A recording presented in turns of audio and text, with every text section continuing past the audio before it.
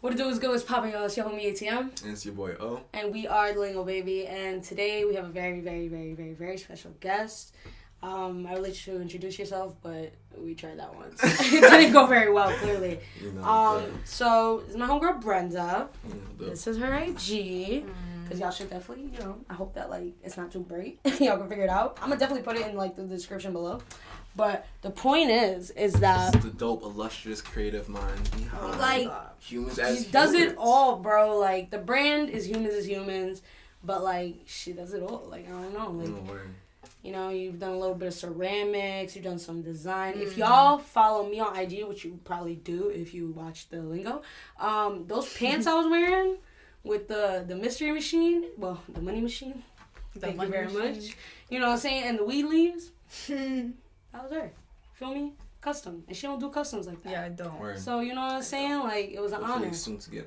Hopefully, Omar trying to be number 2, No, but word. Nah, it was funny. Earlier, we were talking to Sabrina, and we were just low-key, we're all, fangirling at some point or another about the design. So we're really have you on to have a show to come talk to us about, your process and just being, dope. No gas. Much deserved. It's never just gas. Shout out to this late. I wanted to show y'all that, but I don't know. What do we have? So basically, this is what I'm working on. So basically, my professor said, make a comic strip, and the first scene, the person dies. Somebody dies. Mm-hmm. Someone dies. A character gets killed, and then you create an afterlife, right? So this is my take on it. So I have a lot of nightmares. Be like that a man is specifically a man is trying to kill me. So I can't really fight back because obviously I'm not strong enough. I think it's a power thing. Fuck the patriarchy. Right. So all I could do is run. So I made that a part of it. So I got shot, right, and then I died, and then boom. So this is what happens when you die. You die. And then you open your eyes and boom. Paradise. I'm on a beach smoking a blunt. Wow. Shorty's over here is painting. Shorty's over here is pole dancing, meditating, having a conversation. This is Lori and her poetry. I could send y'all this later so y'all could put it like that. Word. But this is Lori and this is a little poetry workshop. And then this is the sunset at the end of the day. So it's a eternal healing place. That's fire. Look at that. A sneak peek of some for dope thought, comics. bro. That honestly brings up a question for me, because are you into anime, at all, or anything like that? That's funny, because there's a whole genre of anime that's like isekai, the first episode, the main character, gets perished, And we were literally just talking about we were just talking about that, and so starring a show from where someone goes to another world and has the perspectives of their entire life, and then depicting life after. So that was just the project, depict afterlife or a world after. I think it was more of whatever you believe in, because they were if you're not religious, that's fine, just do your take on it. So I'm just you know what, it's a dream of mine to have a space for people to heal through art. But I was wow. Wow. So it's but is that I know a lot of people too who will die in their situations, in their traumatic lifestyle, and it's in their afterlife, hopefully in a perfect world they'll be able to heal. So is that comic strip what eternal healing would look like for you? For specifically, I do a lot of work with domestic abuse, so specifically with women or victims of gender violence. So aside from the art and going to school and stuff like that, that's something you do in here all the time? What? Working with... I do that through my art in a way, because I need to take a sip. Oh, no, you got it. Nah, you got it.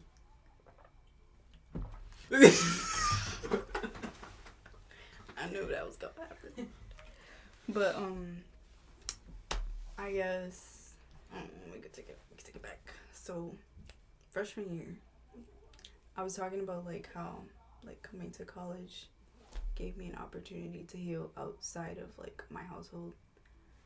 So coming to college, I left an abusive relationship, and honestly, coming all the way over here in bumfuck Syracuse really like took me out, like completely out and away from that person. So shout out to Syracuse for that. Then I met Ryan, and then I was just like, wait, if this is what this is, then what the fuck was that? Right? Yeah, word.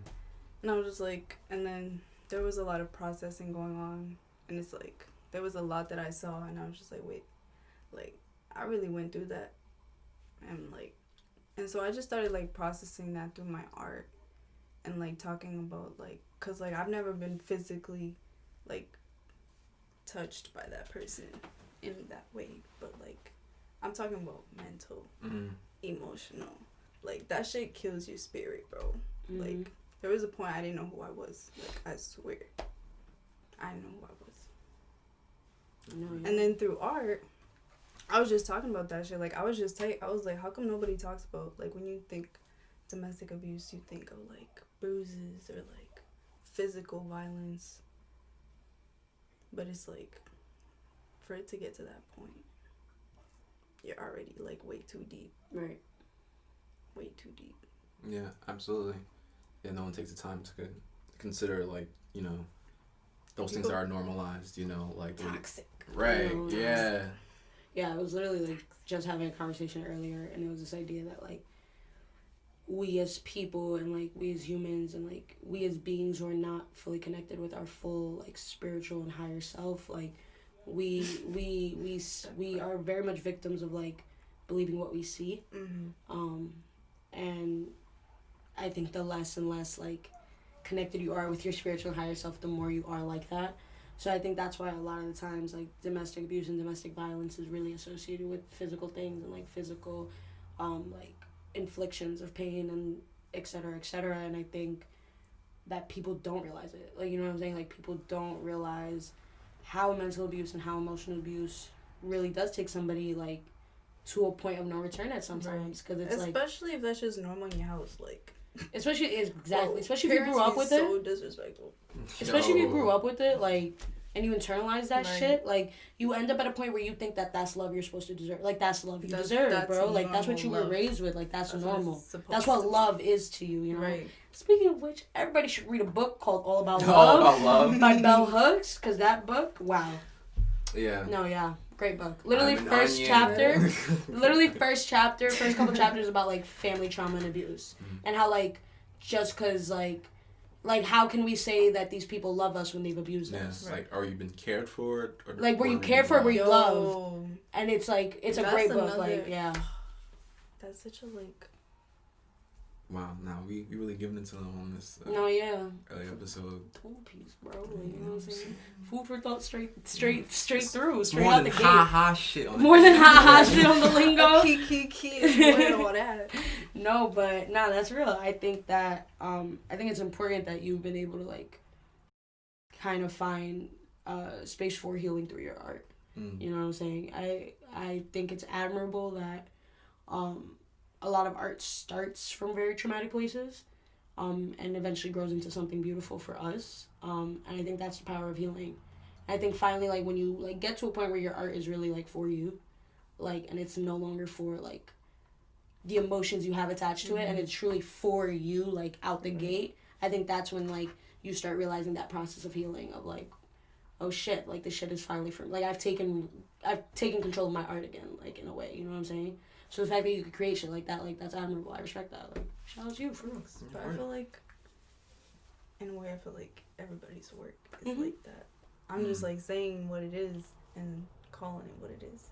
A lot of people don't acknowledge, like, even writing, for example. I'm sure that it's been a lot for you. And we talked about that. Yeah. No, it's funny, I was talking to, someone showed me an interesting Basquiat quote that I don't want to misquote Basquiat, so I'm just going to like paraphrase. More or less right along the lines was, I don't create art, I'm just like expressing like my life and through mediums, you know, this is just, you know, what comes out, you know? And I thought like, you know, that's dope that we go through life and we have these feelings and these moments, and then like they come out creatively, I guess, and people like, oh shit, that's dope. Like people probably like, you don't even know what this is even inspired by. We're a society of perception, and we're a society of definitions. Right. That's why people love to define what art is and what art is not, and it's like, that's bullshit. Like, you know what I'm saying? Like, truly and fully. And it's like, but that's what we are. Like, we are a society that fears the unknown at all times. So there always needs to be a known. Like, there always needs to be a label and definition for shit.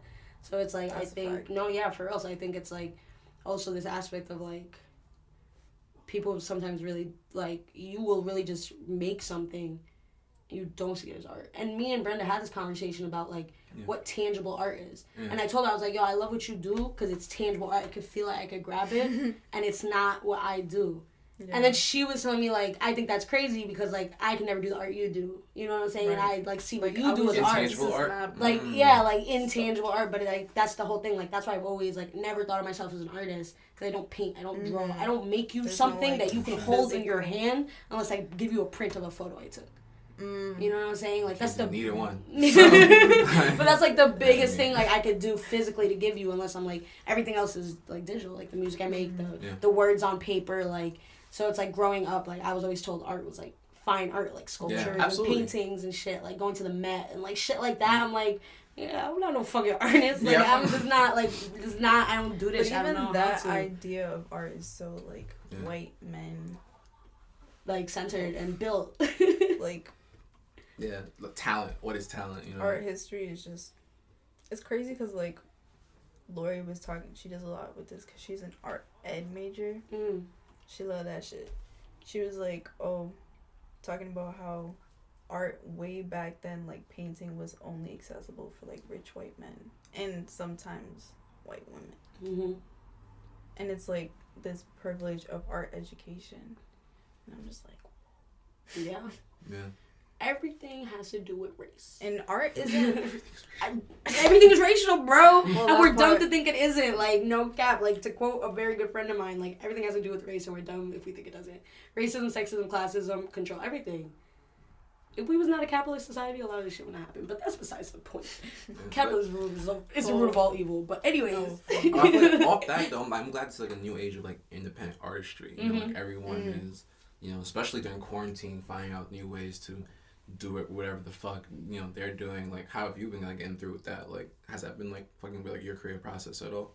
Quarantine? Yeah, but basically, like, how did you get through it, you know? Like, did you find out something new about, you know what I'm saying, make a new design, like, or, because I feel like, in the beginning, I was like, nah, I'm really, like, locked in a cell, like, I'm really doing a bid right now, type shit, especially, like, like, where I was living at the time, and then, like, I moved to, like, a bigger spot, or whatever, and then, like, I was living with my girlfriend at the time, and I was just like, yo, like, I don't know, like, I found that creative side of me, or, like, things, like, inspired, I felt like it was, like, a loop, you know, like, alright, I'm back, type shit, and I came back to school, and then, like, shit kind of started moving again, but, I don't know, like, I definitely felt like there was, like, a down period where, like, I don't want to create, I don't want to do any of this shit, like, I don't know what I want to do with my life, but then it just came back, like, oh shit, nah, I got it, like, Fake got it. Like, does anyone else relate? Like, how did you get through it?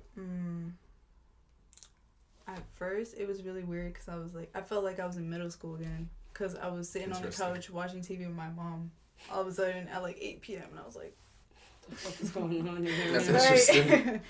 And my brother was upstairs playing video games, and I was like, I really feel like this is like, I'm like 12 years old again with no job, no worries, no nothing to do. But and then it was a lot being back home. I smoked a lot. No, same. I had to. You're from a state where it's legal, at least. Yeah, we spoke about dispensary weed though. Like, we spoke about all that. But, like, crazy. But you know the slogan, fuck MedMen. Fuck MedMen, no, for real. Fuck corporate weed. But no, for real, that shit. That's the thing, like, I was smoking OD dispensary bud, and like that shit really fucked up my appetite for a while. Like, I could not eat. I could not eat for a while, and my mom was like, "Oh my God, are you pregnant?" I was like, "Yo, chill out, like Matt. Don't you ever disrespect me? Relax, bro." Like, I was like, okay. That's crazy because weren't you at home? Like, literally, I was like, that's why you're getting real crazy right now. I was like, you sound so ridiculous you see right every day, bro. Like, but then I was just like, but how am I gonna tell her that I smoke too Yeah. much weed? Same thing. He was literally that same thing. Bro, like, he's like, yo, it's like 3:00. I'm like, yeah, what's up? Like, you haven't eaten yet. I'm like, yeah. So I'm fine. Like, I feel like, same that, like, I'm smoking. I feel like, as a college student, like, my eating habit just, like, changes. Yeah. It's like, I don't know when I'm going to eat. I'm fine. I'm not fine, but I'm fine. I'm good. Like, you know what I'm saying? Oh, shit, there's but really also, no, but for real, smoking, too, makes you not. Oh, absolutely, yeah. You don't have an appetite unless you smoke, so it's like... No, type shit, yeah. True, and I wasn't smoking, so it was just, like... At that point, I wasn't smoking my butt, and, like, pens wasn't getting me there. Yeah.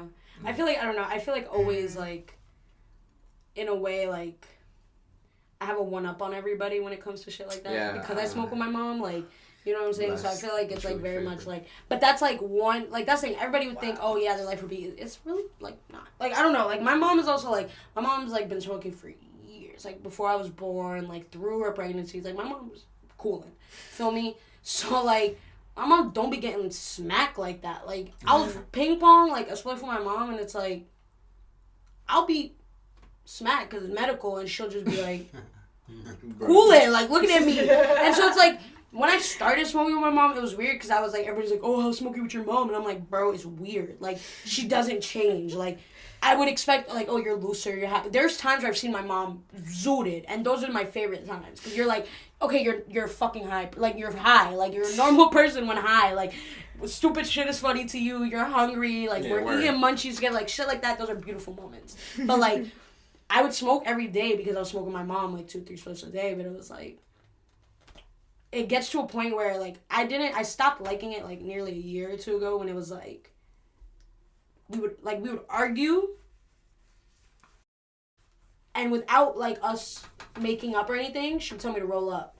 And then force me to sit there and smoke it with her. Like, I'd be like, nah, I'm good. And she'd be like, yo, smoke. And I'd be like, yo. And we wouldn't talk. Just anger. My favorite psych partner. Just anger. Bro, literally, that's what it felt like. Just anger. And I'm just like, you to roll up. Bro, and it was just, like, very uncomfortable. And I was like, this is not healthy for our relationship. Like, this is not conducive, bro. Like, I didn't like, I would literally sit there stressed through the psych, like, I don't even want to be high right now. Bro, like, I want to go to bed. Like, and she would just not, like, my mom is, like, weird sometimes like that. But, like, so it's like, that was a good thing about me for quarantine. Like, I was just getting high. Like, that did not change, thankfully. Like, I didn't have to, I know a lot of people that took, like, month-long tea breaks because they had to. Like, they were at home and they had to take months of, like, a tea break. Like, cold turkey, pretty much. And it was like, that's OD. Like, I smoked too much. Could never. You know what I'm saying? It's like, I'm like, nah, that's OD. Like, no way. And so, because of that, I was just like, okay, that was the one thing that was good about quarantine. But again, like, being at home is just not it. And I feel like it never is it. Especially after you come to college. Right. And you start growing and healing. Like, freshman year, sophomore year, I'm kind of just like, okay, whatever, I gotta go home. It's annoying and toxic, but I don't want to go home. You get into your junior and your senior year, and you're just really like, like, that is not a space I want to be in. Like, you're like, finally as a person, you're like, nah, like, literally, nah, I'm good off that. Like, nah, for real. I think, like, junior, senior, you really start hitting you in the fucking head of, like, yo, this is not a healthy place. Like, that's when you're starting to go back to, like, okay, now I know what trauma looks like. I know what abandoning my inner child looks like. I know what all of this shit starts to look like. I'm alive. You know, like, I want to come out, bro. Like, nah, for real, I feel like college really helps you start seeing shit like that. That when you start getting into those junior, senior years, you go back, you're like, you're tight. Because you're like, nah, now I know, bro. Like, now I'm in tune, and now I know I'm in tune with myself, and I know what's going on. Like, I don't know. It's not okay then. Because then you're just, like, sitting there, like, fuck. Like, you're just, like, peeping everything. You're just, like, alright. Acting like I don't see nothing. I pretend I do not see it. Right? Yo, fuck being conscious, bro. Like, fuck being, like, conscious of, like, the world around you. Like, ignorance truly is bliss. And I say that phrase, like, every week, bro. Because, like, I really be seeing some shit, and I'm like, wow, I wish I was as ignorant. Like, I wish, but, like, I wish the world was that, like, black and white for me sometimes. Like, Right. But it's just not. Never is. Yeah. No, I can't imagine living like that. No, I can't. And I see it and I'm just like, that's crazy. Life is really just like peaches and cream for you. Like, and I don't understand how. Like what? Like, and it's not even that it's peaches and cream because you're so out of touch. Like, you know what I'm saying? You're so not there. Like, or so like blind or have the privilege to be blind by a lot of shit. You know what I'm saying? Word, yeah.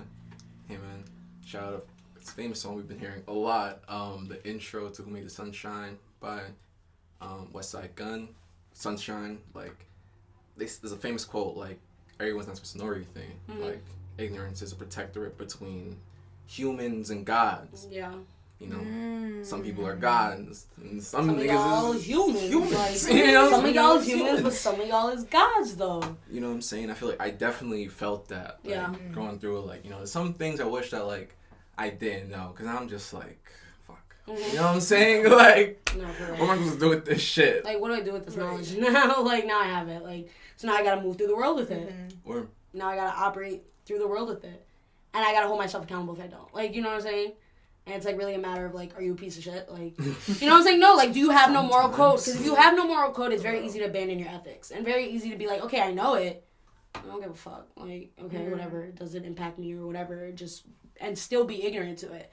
And then it's a matter of, like, okay, but do you have your moral code? And you're like, okay, no, I fucked up. I gotta, like, take accountability for that. Yeah. Or I've done some shit in the past. I gotta, like, you know you gotta own up to your shit. Boo, growing up. Boo, growing up. Boo, being woke. Boo. Boo.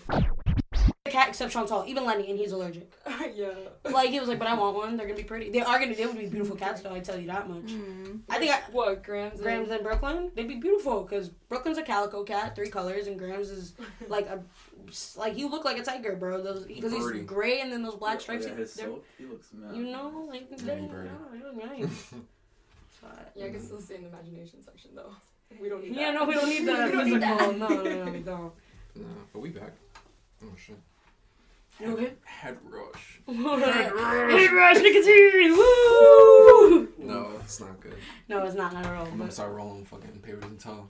And like, no, not yet. Okay, I wanna be hanging. But not yet. Papers and toe. I can't, bro. Do you smoke papers and toe? How do you prefer your How do you prefer your drugs? I honestly, I prefer smoking out the bong. Interesting. But I saw the joints in the merchandise. No, if I were to roll up, I prefer paper. Just straight green, though? Yeah, I don't like Nick. All that.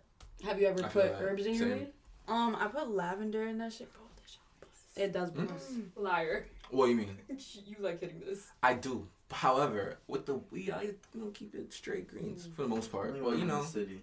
Yeah, it's a city but thing. But, like, nobody knows. It's not even a city thing. Because, like, people be like, all over the place. You're not going to put frontal in that. And I'm just really? like... I feel like, yeah, outside the city. I mean, yeah, a lot of people want a wood or or whatever. Swishers. No disrespect to swishers or whatever. I don't know. I feel like it's very regional. Like, what you smoke is very regional. Like, you know what I'm saying? Like, the South, a lot of people down there smoke, like, blunt wraps. Like, people from the Midwest will smoke, like, swishers. Like, more. I don't know. It's very, like, regional. Like, and the type of blunt wrap you smoke as well. Like, niggas from the city, if they're smoking blunts, like, they're going to smoke woods. Yeah. Or a Dutch. Like, if you're an old head, you're going to smoke... Oh, God. Yeah, roll it in a Fronto, bro. When I growing up... usual, Fronto and weed. Yeah, just papers and toe, yeah. Yeah, growing up in the city and realizing what people are, like, using that shit for, I'm like, I never knew. Yeah. Stinky ass paper. You know what I'm saying? Nah, so papers and toe, like, we've had this conversation, like, I only started smoking papers and toe because, like, somebody I was, like, smoking with constantly, like, was smoking papers and toe, so I got used to it. And then I got to a point now where I'm like, if you give me a spliff with no toe, I'll smoke it. I'm gonna smoke.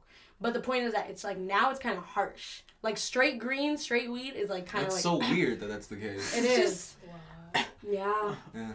It's kind of like, ooh, this is dry. Like, really? I don't know, something about it is, like, very... That's and that's bad. Like, that I got to that point. I don't think I've ever heard that. But the good thing is that nobody in this house smokes toe. So I smoke a lot with people in this house that's just green, so I started getting fine with it again. But at first, when I was just, like, I ran out of toe and I was just smoking with everybody again, and I was like... and then I got good. Scary. It is. That's why I was like, yeah, I need a break. Like, I was like, I need this Fronto break. Like, too much toe, too much phlegm. Like... You know, I don't like it. And I realized, like, I was coughing up, like, I was like, ew, this is disgusting. So then I stopped for a minute. And back to paper and so. Going back to the bowl For a though, little bit, yeah. My shout out a friend of mine, Johnny Champagne. Like he smokes with like a pipe, and I remember like he like lined his with like a certain like oil, like he had like a peppermint oil. It was very festive. It was like in December when I saw this shit for the first time. Fest. You know what I'm saying? So like I'm it had like a nice like peppermint vibe to it, to the whole like. Like, do you do that? Or, like, what would you go for? Like, what flavor or profile would you put for your bowl? Especially for right now. It's like November. You know? Pumpkin spice. Little pumpkin spice bong rip. That's what they turkey, like cranberry sauce. Oh, like Willy Wonka. The shit looks like fucking turkey dinner. Like the gum. A gum, yeah. You should have turned into a blueberry. Oh shit, that's what happened. Yeah, that was what happened. Yeah, he turned into blue right after that, right? Yeah, because she was like, she got to the blueberry pie. He was like, damn, that's the part I'm afraid of. And then she blew up like the world. Oh no! No! Why did Biggie say that? That's a Biggie verse. That is a Biggie line, but you can't. Why did he say? Why would you quote a problematic line like that? It's iconic. Wow. Anyways, back on track. What flavor would you put if you could put like a flavor of oil or something? I don't know. I haven't really experienced anything other than lavender. But lavender really, like, if you haven't tried lavender, do that. Definitely get your hands on. I don't know where I can get lavender out here. Dried herbs. You can probably find them somewhere. Trader Joe's. You think so? Probably. Probably, yeah. Yeah. Rose petals. Also like. But yeah, rose petals are also. It's a rose garden here. Have you lavender. rose petals? No, I haven't. I haven't done any herbs yet, but I want to do lavender, rose really petals, and it smells mad good. Mugwort. What's that? Mugwort is like I forgot what kind of plant. It's like a flower, but it's like the point is like when you mix it, it like enhances like your like vivid dreams and like like your like. I haven't tried smoking with honey. Yeah, I had to try to like close like a blunt with honey before. How did that work? Well, Yeah, it didn't burn. No. that shit was a bust. I was like, Oh damn! I'm I'm about to put y'all on like my younger crackhead days. So I'm fucking. no, I gotta be real with the people. Feel me? So like, I always was like, I didn't even realize I've done this till I like recently had the conversation. I was like, wow, I was bugging. But like, I was in high school.